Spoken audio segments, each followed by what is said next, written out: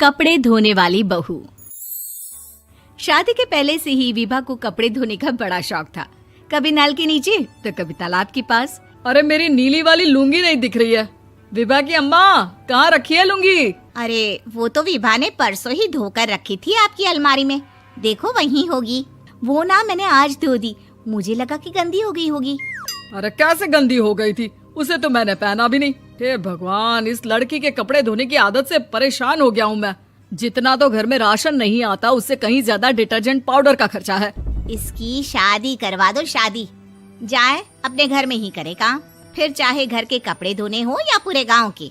हाँ ठीक बोल रही हूँ, देखता हूँ मैं कोई लड़का। वो दिन भी आ जाता है जब विभा को देखने लड़के वाले आ जाते हैं। लड़की मुझे अच्छी लगी। होने वाली सास कहती है, बेटी अगर कुछ पूछना है तो पूछ लो।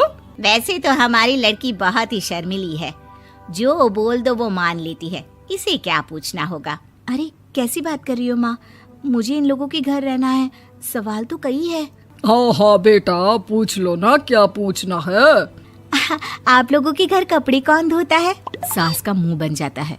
देखो, अगर तुम ये कहना चाहती हो कि तुम्हें कपड़े धोने नहीं आते तो सुन लो, कपड़े मैं ही धोती हूँ, लेकिन तुम्हारे आ जाने के बाद मैं रुमाल तक नहीं धोऊंगी। अरे चुप रहना भाग्यवान, बहू बेचारी घर आई नहीं, उसे डराना शुरू कर दिया। वो क्या है ना बिटिया, अभी तक तो ये कल्लू की माँ ही धोती थी, लेकिन अब तुम्हारे पापा तो दहेज में वॉशिंग मशीन देंगे ही। तभी विभा की माँ बोल पड़ती है, सवाल भी पूछा तो क्या। वैसे भाई साहब, मशीन की तो फिर भी कपड़े धोने की कैपेसिटी होती है। मतलब जो बिटिया दे रहे हैं ना विभा, इसे कपड़े धोने का बहुत शौक है। ये आप लोगों के क्या, आस पड़ोस गांव मोहल्ले सबके कपड़े धो दे और उफ तक ना करे। बाहर देखा नहीं आपने कितने कपड़े सूख रहे हैं? सब हमारी बिटिया ने ही तो धोए हैं। बस भी करो ना माँ, शर्म आ रही इतनी तारीफ सुनकर। और तो और एक दाग निकाल कर दिखाओ तो मान जाऊं। हाँ अच्छा, माफ करना बेटा, मैंने गलत समझा। हमें तो रिश्ता बहुत पसंद है। और ऐसे जुड़ जाता है रिश्ता कपड़े धोने का शौक रखने वाली विभा का। उसकी शादी हो जाती है कोयला फैक्ट्री में काम करने वाले कल्लू के साथ। शादी के बाद अचानक विभा चिल्लाती हुई सास के पास आती है। सासू माँ, अरे सासू माँ कहाँ है आप? ये तो धोखा है, धोखा दिया आप लोगों ने मुझे। इसे ससुर के चक्कर के बारे में पता चल गया। अरे तो उसमें तुझे क्यों धोखा मिला है? अरे नल में पानी नहीं आता, कपड़े कैसे कब धुलेंगे? अच्छा, तू पानी नहीं आ रहा उसकी बात कर रही है। तो आपने क्या सोचा? कुछ नहीं। अच्छा, तेरी माँ ने कहा था कि कपड़े धोने का शौक है तुझे, याद आया मुझे। शौक बोलकर कपड़े धोने वाले मेरे जुनून को कम ना आके सासू माँ, कपड़ा धोना मेरा गुरूर है।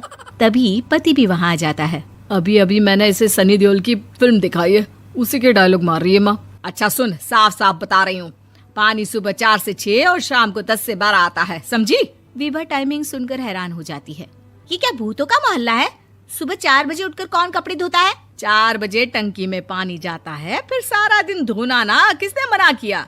अरे कैसी बात कर रही हैं? 200 लीटर की टंकी में कितने कपड़े धो लूंगी मैं? सुबह ही उठ जाऊंगी मैं। अब क्या था, विभा सुबह 4 से लेकर रात के 12 बजे तक कपड़े ही धोती रहती। एक रोज सास पड़ोस से निकलकर कहीं जा रही होती है कि साथ वाली कहती है, हाँ कल्लू की माँ, जरा ये बताओ कि 2 साड़ी है, 2 ब्लाउज और एक पेटीकोट और एक नाड़े वाला लंबा कच्छा।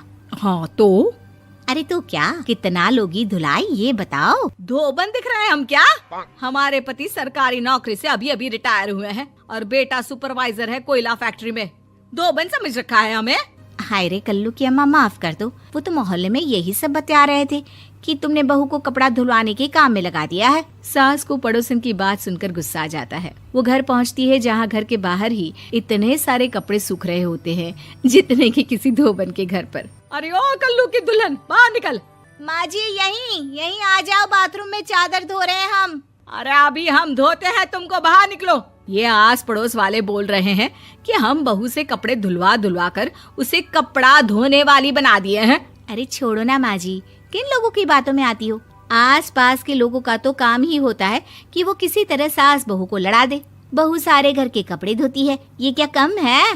बोलिए। सास को भी लग जाता है कि वो बहू का ये सनकीपन नहीं छुड़वा सकती, इससे अच्छा है कि खुद ही चुप हो जाए।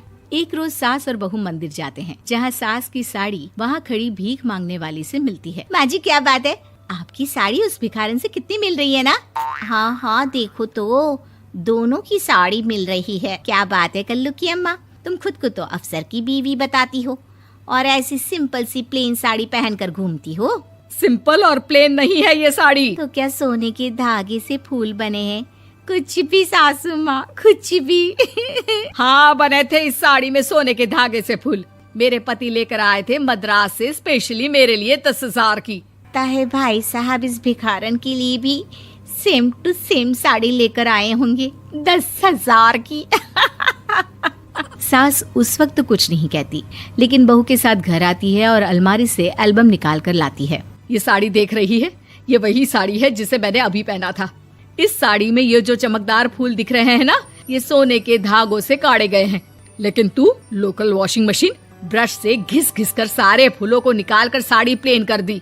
मुझे माफ कर दीजिए सासू माँ। और तो और, जब मैंने तुझे तेरी गलती के लिए कुछ नहीं कहा, लेकिन तूने तो सबके सामने मेरा मजाक ही बना दिया। क्यों? बहू को समझ में आ जाता है कि अब से उसका कपड़े धोना बंद।